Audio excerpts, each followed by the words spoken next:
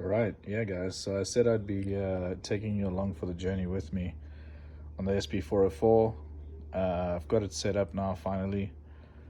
It's been a tough week, so I got it on Monday. I couldn't really even use it till this weekend. It's now obviously Sunday. So I spent a lot of Saturday sort of going through YouTube tutorials and just, getting the basics down, just understanding how to create like your first beats, bring samples in, etc., etc. So yeah, I've created just a basic 2 bar loop. This morning after giving a lot of tutorials a listen last night, getting the basics, and yeah, created a basic 2 bar loop, not using any of the sort of extended functionality, or just the really, really, really the basics. And I wanted to play that for you.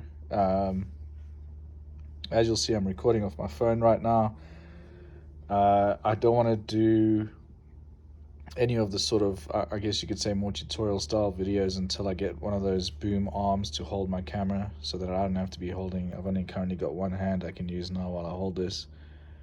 So I don't want to do any of those show and tell or whatever type videos until I have the right setup for it. But in the meantime, I thought, well, I'll just show you the progress, which is basically just the beginning, figuring out how to bring samples in and then chop them up and create a basic loop.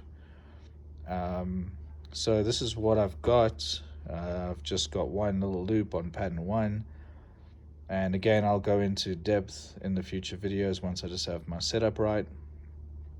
But for now, it's just give it a listen. As I say, it is basic. I still want to figure out how to use chromatic mode so I can make my 808s bend a little bit and shift between notes. At the moment, it's just very, very simple. But hey, give it a listen and let me know what you think in the comments.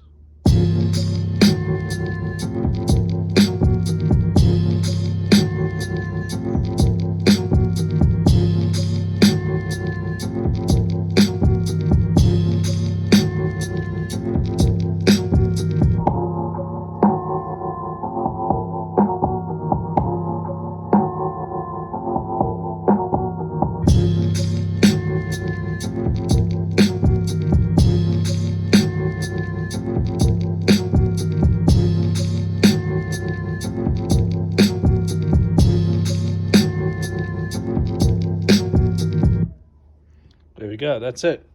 Yeah, so that's again very basic, but just wrapping my head around the controls a bit. And I think one of the biggest things for me was understanding that, in pattern mode, all of these pads become available spaces to record to, versus when you're not in pattern mode, you're then in sort of, I guess you could call it sample mode, where your samples live. And then when you go into pattern mode and you push record, you can choose a place to record to. So I've already recorded to 1, so it's not lighting up. You can then choose to record to pattern 2. And you can obviously set your recording settings in, etc. I've got them just how I like them, so they're fine. And then you can just hit record again, and instead of, it won't override any of your samples that you have on the bank. It's just going to override pattern spaces. So now you're on pattern 2. You can hit record, and then you can, obviously this will be all out of time. That's not too bad actually. Yeah, not too bad actually. But yeah, then you obviously have,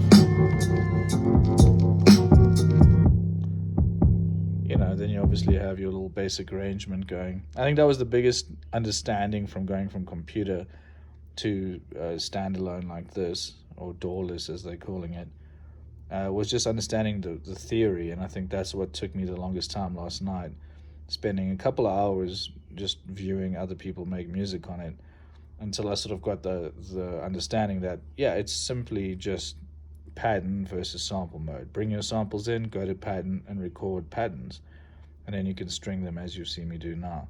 that's like like fundamentally, that's all this machine really does. There's obviously so much you can,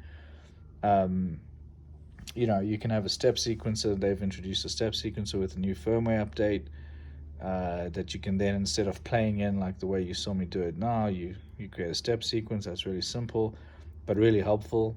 They've created chromatic mode, so while you're in pattern selection, you can, and you're recording, you can actually take, for example, you'll hear the 808 that I played just now. It's just one note, but essentially once I learn the functionality better, I'll go into chromatic mode for the 808s, and then I'll be able to pitch bend. I'll do those bending sort of 808s, moving from one note to the next. At the moment, it's just one simple note. Yeah, but that's it. I mean, really, I think once you wrap your head around that, you're actually good to go. There's so many ways to bring samples in, whether it be through your record player, through your phone.